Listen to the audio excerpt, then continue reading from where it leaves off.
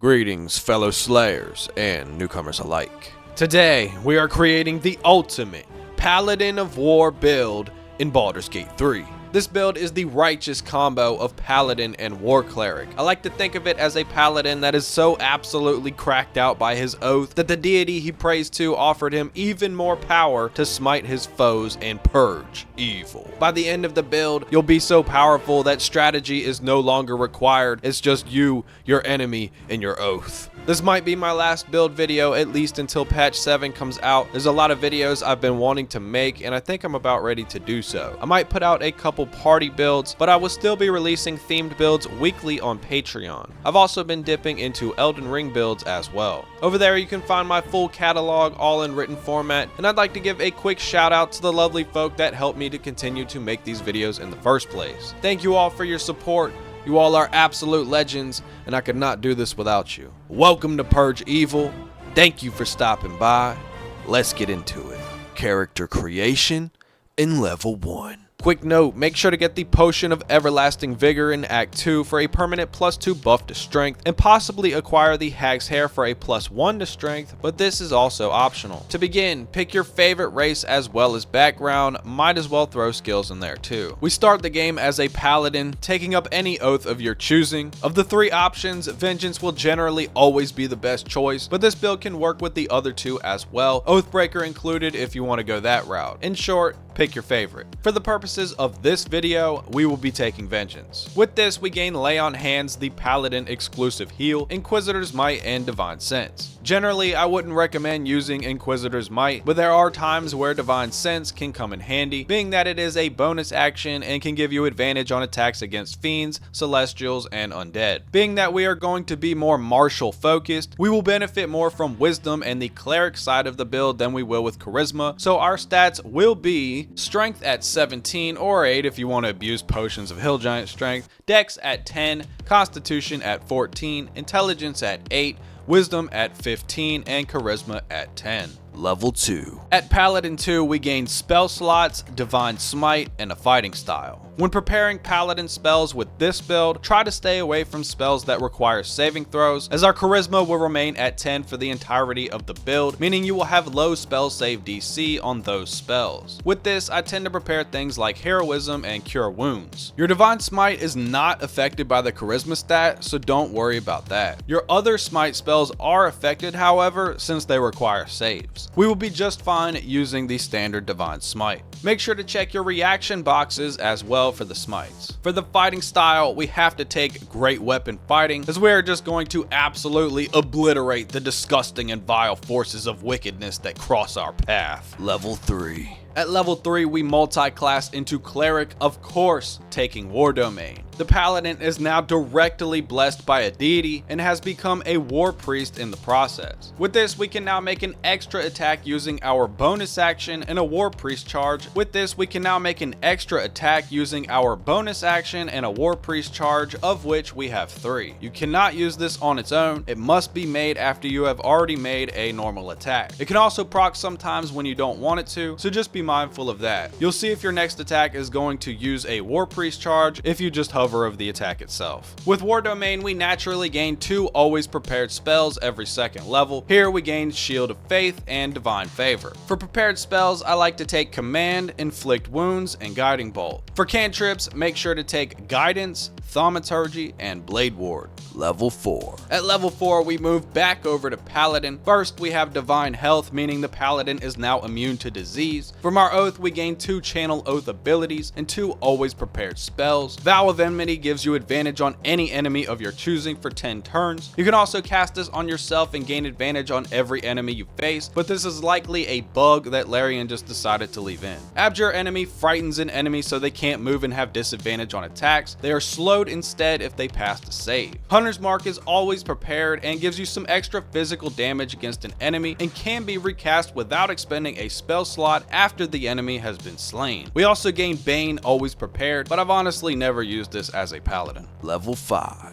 At Paladin 4, we have our first feat, which will be Great Weapon Master. This comes with a toggleable passive that gives you a plus 10 damage buff on your attacks at the cost of a minus 5 penalty to the attack rolls. You can now also make a bonus action attack after scoring a critical or killing an enemy. This will not use a War Priest charge. The reason I'm taking this now is because we should already have 18 strength around this time from having acquired the Hag's Hair. I suppose this is actually optional considering potions and the like, but I would highly recommend it. Level 6. Now at Paladin 5, we gain extra attack, so now we can make 3 attacks per turn for as long as we have War Priest charges, or as long as we can proc Great Weapon Master. We gain 2 always prepared spells as well. First, we have Misty Step for closing the distance, and second, we have Hold Person, which can absolutely trivialize some fights and is one of the most powerful spells in the entire game. Remember, we do have low charisma, so don't put too much merit into this with this build specifically. Now at this level, we have level 2 Paladin spells, so I like to go ahead and prepare Aid and Lesser Restoration. We are now finished with our Paladin levels. Level 7. Moving on, we dip back over to Cleric, unlocking Guided Strike and Turn Undead, both requiring a Channel Divinity charge. Guided Strike can be activated when you miss an attack and increase the roll by 10, ensuring you hit. Make sure to only use this when absolutely necessary, like life and death type necessary, as we will only have 1 Channel Divinity charge to use, but you can increase this to 2 with an amulet in Act 3. Level 8. At Cleric 3, we gain 2 more always prepared domain spells. Magic Weapon buffs your attack and damage rolls by 1, and Spiritual Weapon is a warrior's best friend. Make sure to cast your Spiritual Weapon close to you or a group of enemies, as its movement speed will often cause it to miss out on the entire fight if not placed properly. The summon deals some decent damage and can be upcasted, so it's definitely a nice addition, especially when playing solo. I like to prepare Silence and enhance ability here. Level 9. Moving on to Cleric 4, we gain our second feat, being Ability Improvement to raise Wisdom by 2. If you did not acquire the Hag's Hair, put 1 point in Wisdom and 1 point in Strength. For the cantrip, take Resistance. Level 10. Here we gain another well-deserved War Priest charge, putting us at a total of 4. Our Turn Undead now gains Destroy Undead and deals 4d6 radiant damage to turn creatures. We also gain what possibly is our final domain spells, first being Crusader's Mantle as an aura that I don't find particularly useful unless enemies are weak to radiant damage, and second we have Spirit Guardians, which if you know, you know. This is one of the coolest and most fun spells to use, not to mention one of the most powerful in general. It summons literal Spirit Guardians around you, and they deal your choice of a base 3d8 necrotic or radiant damage to enemies in a 3-meter radius. It also halves their movement speed and gains plus 1d8 per upcast. Easily one of my favorite spells to use. Level 11 and 12. Now for the final 2 levels, we have a couple options. I would advise against taking more Paladin levels, but you could take more Cleric levels. 1 more level would grant you another Channel Divinity charge and the ability to use Guided Strike for an ally, and 2 levels would also grant you freedom of movement and Stone Skin, which both are a bit unnecessary, I would say. Our other option is to take 2 levels of Fighter, which is what I will opt for in this video. This will grant us second wind for another self-heal, action surge to double output, and is useful with literally any build. Stack this with haste for greater effect. We also gain a fighting style which can either be archery or defense. I chose the latter for an extra +1 to AC. Gear. I didn't include the Helmet of Smiting because it sucks. For the only helmet, we have the Grimskull Helm. For chest piece, we have the Adamantine Splint Armor. Gloves are the Gloves of the Growling Underdog and Gloves of Heroism. Boots are the Boots of Speed and Disintegrating Nightwalkers. Amulets are Periaptive Wound Closure, Amulet of Misty Step, and Pearl of Power Amulet.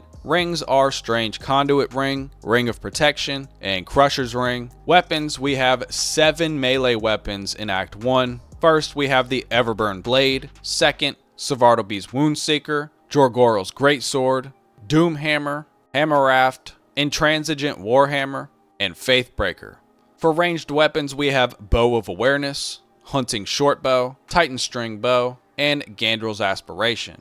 For Act 2 cloaks, we have Cloak of Protection. Chest pieces, we have Dwarven Splint Mail, Armor of Devotion, and Reaper's Embrace. Gloves, we have Dark Justiciar Gauntlets and Flawed Helldust Gloves. Amulets is the Spellcrux Amulet. Rings, Killer's Sweetheart, and Ring of Free Action. Melee weapons, Harmonium Halberd and Kethric's Warhammer. Ranged weapon is the Darkfire shortbow. Now for Act 3 heads, we have Saravok's horned helmet and the Helm of Baldur. Cloaks are the Mantle of the Holy Warrior and Cloak of Displacement. Chest piece, Armor of Persistence, and Emblazoned Plate of the Marshal. Gloves, Legacy of the Masters, Martial Exertion Gloves. Boots, Helldusk Boots, Boots of Persistence. Amulets, Amulet of Greater Health, Amulet of the Devout, and Spell Savant Amulet. Melee weapons, of course, we have Baldur's Giant Slayer, Sword of Chaos, and the Corpse Grinder. For ranged weapons, we have Hellrider Longbow, and of course, Gaunter Mail. Now for the endgame gear you see me wearing in the video. Helm of Baldur, Cloak of Protection, Armor of Persistence, Dark Justiciar Gauntlets, Helldusk Boots, Amulet of Greater Health, Strange Conduit Ring, Crusher's Ring, Baldur's Giant Slayer, and Gaunter Mail. If you made it to this point in the video, you are now obligated to like the video and subscribe to the channel. If you thought this build was trash, you are now obligated to dislike the video and come up with something better in the comments. Both of you are now obligated to ring the bell so as to not miss out on future Come help build our community on Discord, linked below, and if you'd like to further support the cause and become a fellow slayer of Purge Evil, the Patreon is linked down below where you can support for as little as $1 a month and gain access to exclusive content including all of my builds in written format, plus way more that will never become videos. This includes other games as well, fresh provisions in the pantry, and a new shiny sword for any slayer to be. I got a lot more to share with you all in due time, and if you're still here, I just want to say, thank you for stopping by, and until next time, Purge Evil. Yeah, crown in my palm, but I ain't put it on. Yeah, crown in my palm, but I ain't put it on. Yeah, crown in my palm, but I ain't put it on. Yeah, crown in my palm, but I ain't put it on. Yeah.